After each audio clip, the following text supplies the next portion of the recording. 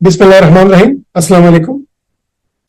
हस्ब वादा मैं आप लोगों को बाकू की सैर करा रहा हूं। जिस तरह के मैंने कहा था कि 12 अगस्त 2023 को, यानी इसी साल 12 अगस्त को हम एक मेडिकल कॉन्फ्रेंस के सिलसिले में बाकू गए थे। जो हमारी कॉन्फ्रेंस थी वो बाकू में मुनक़िद हो रही थी। तो जो हमें टाइम मिलता था, फारिग टाइम मिलता था कॉन्फ्रेंस के बाद, तो उस टाइम में फिर हम बाकू की हम सैर किया करते थे, हम दोस्त। तो मैंने कहा कि जो कुछ हमने देखा, जो कुछ हमने वहाँ पे लर्न किया, जो हमारी ऑब्जर्वेशन थी, जो खूबसूरत जगह हमने देखी, तो वो मैं आप लोगों के साथ भी शेयर करूं। ये मेरे पीछे की जो तस्वीर है, ये बाकू की मशहूर मानूमेंट, इंटरनेशनल मानूमेंट फ्लेम टावर्स की है। ये 3 टावर्स हैं जो कि दिन के वक्त उनका एक अपना, उनको देखने का अपना मजा होता है, और रात के वक्त तो इनकी शान ही बदल जाती है। ये इन पे एलईडीज लगी हुई हैं 10,000 से ज्यादा, और एलईडी की मदद से यहाँ पे अजरबैजान का झंडा या बाकी चीजें, बाकी पिक्चर्स यहाँ पे डिस्प्ले होती हैं, और एक दिल फरेब नज़ारा देखने को मिलता है। इसके इर्द गिर्द जो जो भी पूरी की पूरी जगह वो बिल्कुल बक़े नूर बनी होती हैं, इसमें लाइटनिंग होती है। तो आज की इस वीलॉग में मैं आप लोगों के साथ शेयर करूंगा कि जो मेरा सफर रहा पेशावर से इस्लामाबाद, फिर इस्लामाबाद से दुबई, और फिर बाकू। वहाँ पे बाकू एयरपोर्ट पे हमारी रिसेप्शन हुई, फिर हम होटल में गए। तो मैं होटल की सैर आपको कराऊंगा। बेहतरीन होटल, तमाम फैसिलिटीज वहाँ पे मुहैया।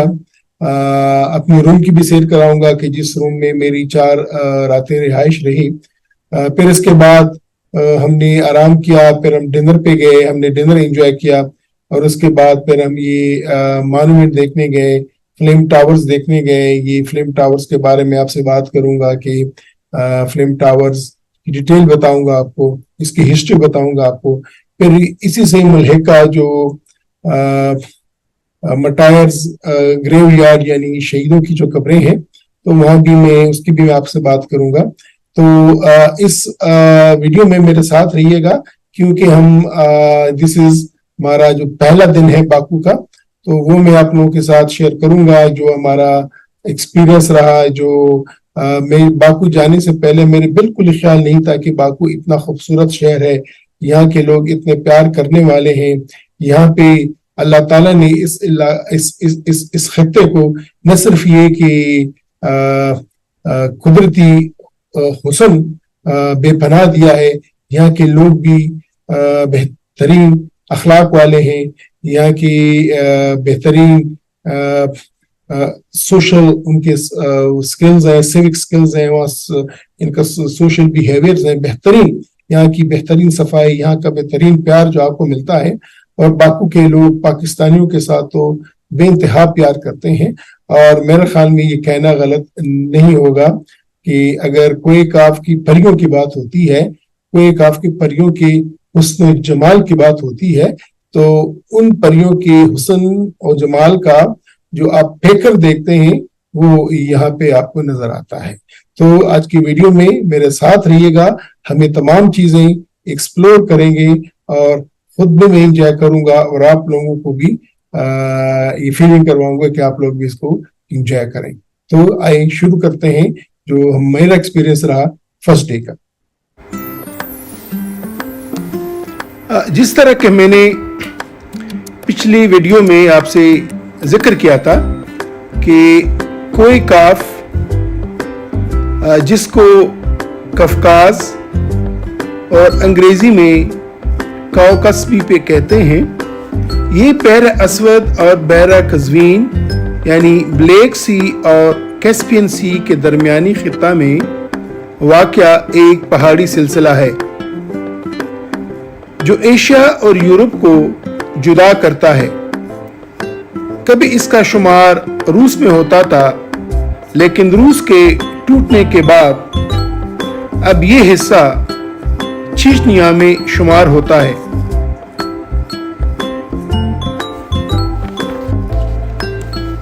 कोई काफ के जनूबी दामन में वाक़या अज़रबैजान का दारुल खिलाफा, जहां पर वाकई में परियों जैसा हुस्न पाया जाता है। अज़रबैजान के मशरिक में कैस्पियन सी वाक़या है, जबकि मगरब में आर्मीनिया का मुल्क वाक़या है। शुमाल में कोई काफ का पहाड़ी सिलसिला और फिर उसके उस पार रूस और जॉर्जिया वाक़या हैं, जबकि जनूब में ईरान वाक़या है। बाकू अज़रबैजान का कैपिटल और कमर्शियल हब है। 12 अगस्त को बाकू जाने का सफर पेशावर से शुरू हुआ, बजरिया मोटरवे पेशावर से इस्लामाबाद, फिर इस्लामाबाद से बजरिया एमिरेट्स दुबई और फिर वहां से फ्लाई दुबई के जरिए बाकू पहुंचे। बाकू एयरपोर्ट पहुंचे, एक खूबसूरत और आलीशान और काबिल दीद एयरपोर्ट, तमाम जदीद सहूलतों से आरास्ता। यहां पर हमारी गाइड ने हमें वेलकम किया।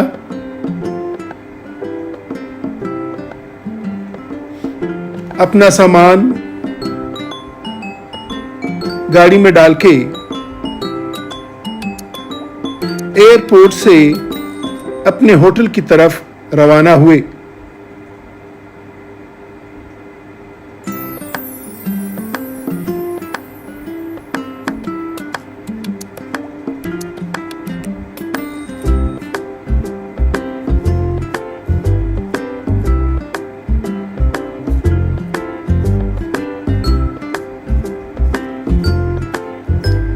एयरपोर्ट से होटल का सफर एक खुशगवार सफर।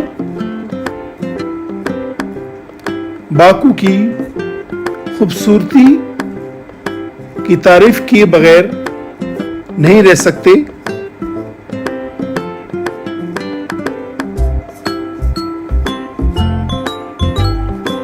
बाकू एक खूबसूरत शहर,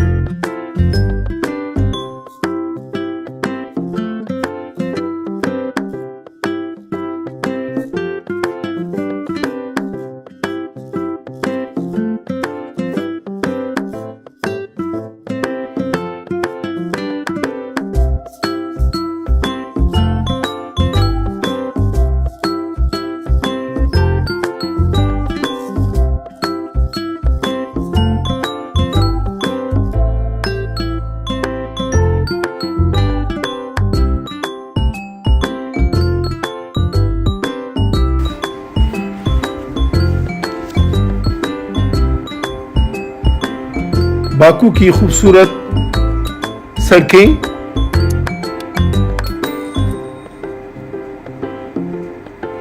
खूबसूरत बिल्डिंग्स,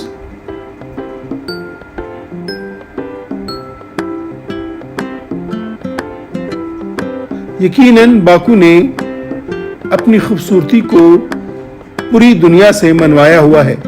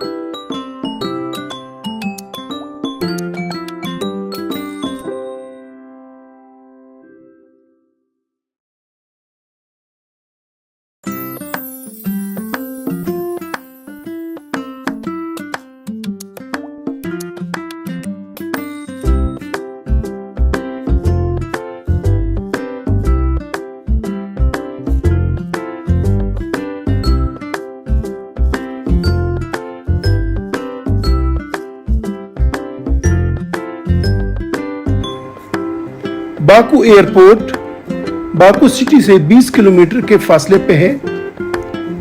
जैसे हम बाकू सिटी दाखिल हुए, यहाँ के लैंडमार्क्स ने हमारा इस्तकबाल किया। बाकू टावर,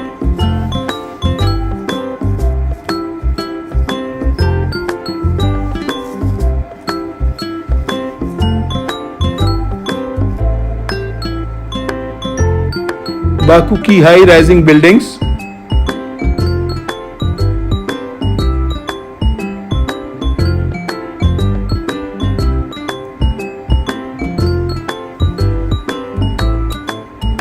बाकू शहर की खूबसूरती की तारीफ किए बगैर आदमी रह नहीं सकता।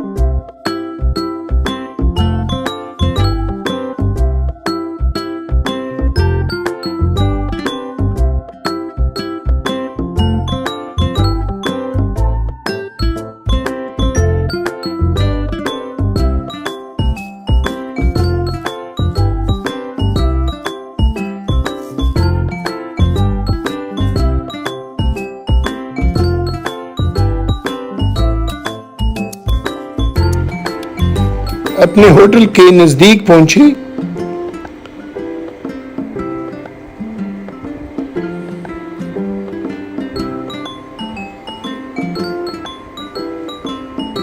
हमारा होटल काफी बड़ा और इसके 2 टावर्स थे। इसी होटल में हमारी कॉन्फ्रेंस भी थी।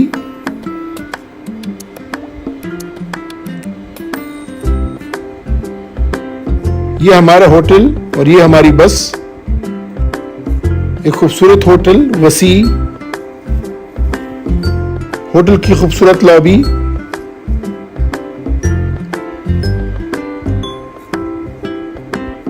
लॉबी में दाखिल हुए, रिसेप्शन पे बहुत ही फ्रेंडली स्टाफ।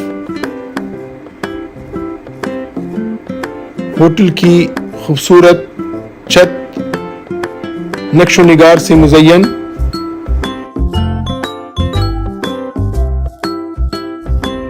जी, मेरा रूम है 1228।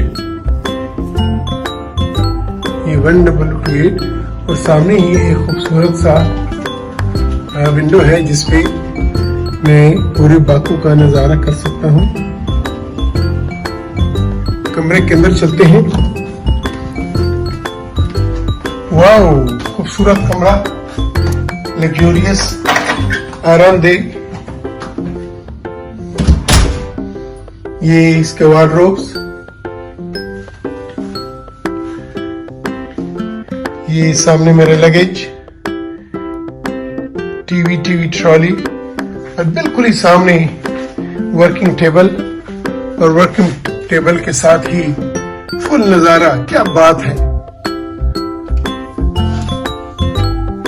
साथ में एक साइड ग्लास विंडो भी है, इसमें अगर देखा जाए तो दूसरे साइड का नजारा।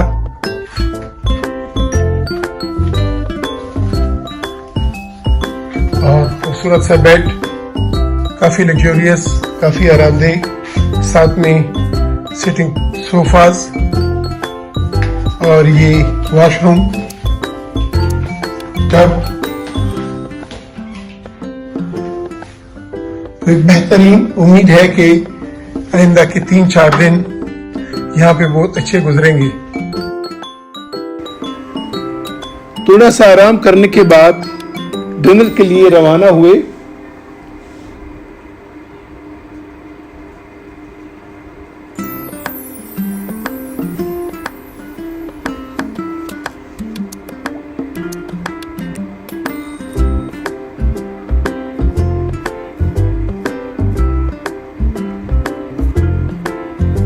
विंटर पार्क होटल बाकू में हमारा डिनर था।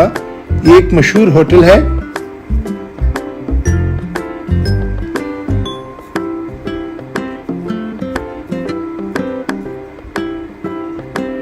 इस होटल के खूबसूरत और बहुत ही जायकेदार खाने।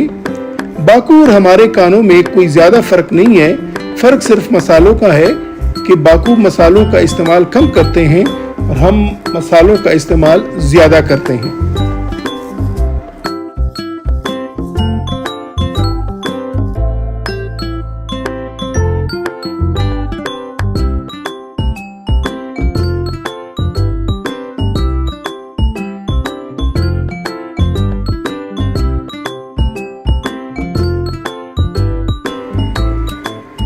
डिनर के बाद फ्लेम टावर्स देखने गए।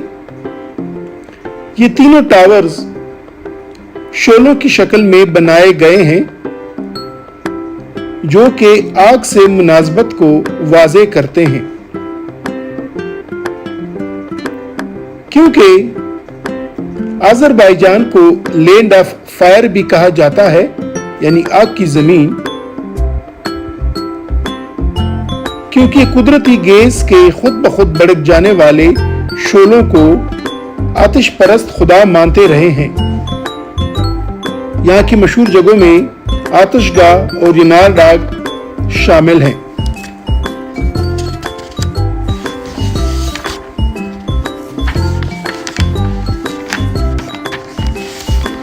रात को इन टावर्स पर 10,000 LED यूनिट की मदद से मुख्तलिफ रंगों पर मुश्तमिल तस्वीरें और डिज़ाइंस बनाए जाते हैं जो कि एक हसीन समा बांध देते हैं। अगर ये कहा जाए कि ये फ्लेम टावर्स दरअसल बाकू की असल पहचान है तो गलत ना होगा।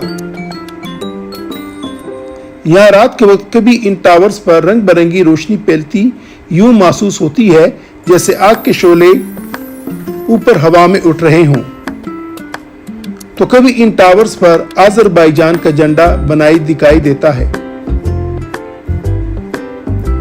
फ्लेम टावर्स के साथ ही शुहदा स्ट्रीट वाक़या है जहां काफी ज्यादा तादाद में शुहदा की कब्रें हैं जो आज़ादी की जंग में रूस के खिलाफ लड़ते हुए शहीद हुए।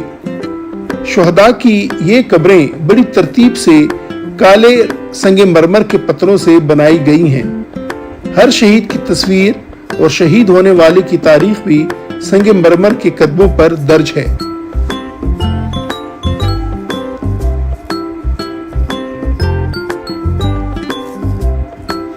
फ्लेम टावर्स देखने के बाद हम फिर शुहदा स्ट्रीट को देखने गए।